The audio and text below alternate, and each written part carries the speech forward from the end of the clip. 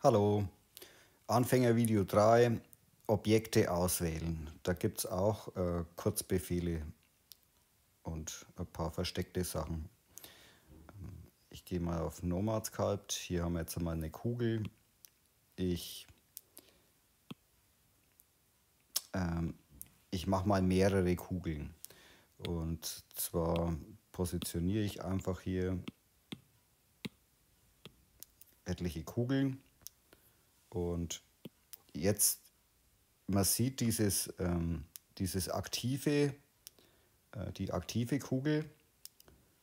Und wenn ich jetzt ein anderes Objekt auswähle, eine andere Kugel, dann springt es hier in diesem Menü um.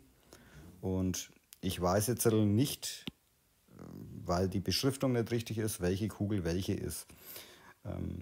Okay, auswählen kann man mit dem Finger einfach drauf tippen auf diese Objekte. Okay, um jetzt alle auszuwählen, könnte ich jetzt mit dem Stift hergehen und jedes einzelne mit einem Häkchen Stück für Stück hier aktivieren. Es geht aber auch anders, und zwar indem, ich mache einen Screenshot, wenn man hier mit dem Stift einfach runter malt, werden, das sieht man jetzt dann gleich, werden alle also man kann einfach runterwischen mit dem Stift. Und das gleiche funktioniert bei diesen Augen. Also man kann jetzt hier, man fährt einfach mit dem Stift runter und bei den Augen kann man das gleiche machen. Das ist auch so ein versteckter Kurzbefehl. Ja. Und rückwärts funktioniert es natürlich auch noch. So. Das ist diese Sache mit der Auswahl. Und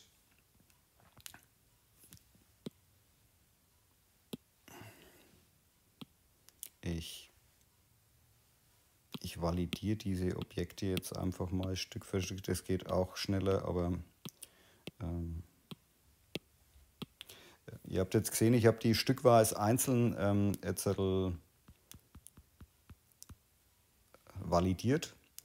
Ich kann aber das auch so machen, indem dass ich das hier anwähle, dann auf Simple Merge gehe. Jetzt sind alle validiert und ich kann dann wieder hier diese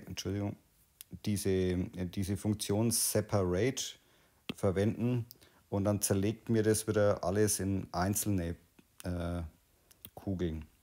So geht es auch schneller. Also erst zusammenfügen und dann wieder trennen.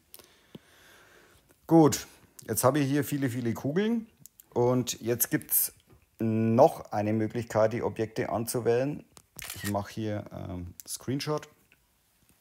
Und zwar hat man hier diese Smooth-Funktion und die kann man drücken und halten. Und wenn ich die gedrückt halte und mit dem anderen Finger die einzelnen Kugeln anwähle, kann man das so die Objekte auswählen. Also ich demonstriere diesen Smooth-Knopf halten. Man sieht jetzt hier, das schaltet um.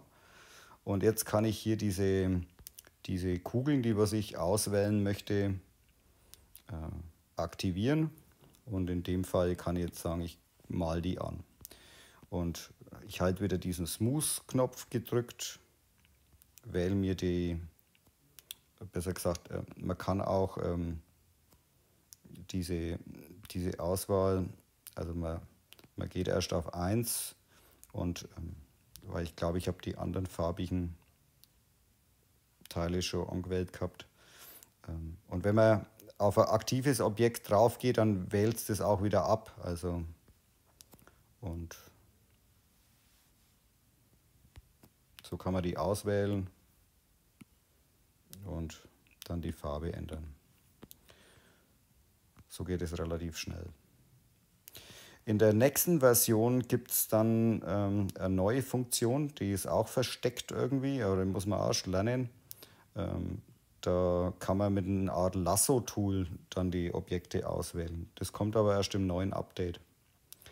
Soweit, so gut. Viel Spaß mit Nomadsculpt. Tschüss.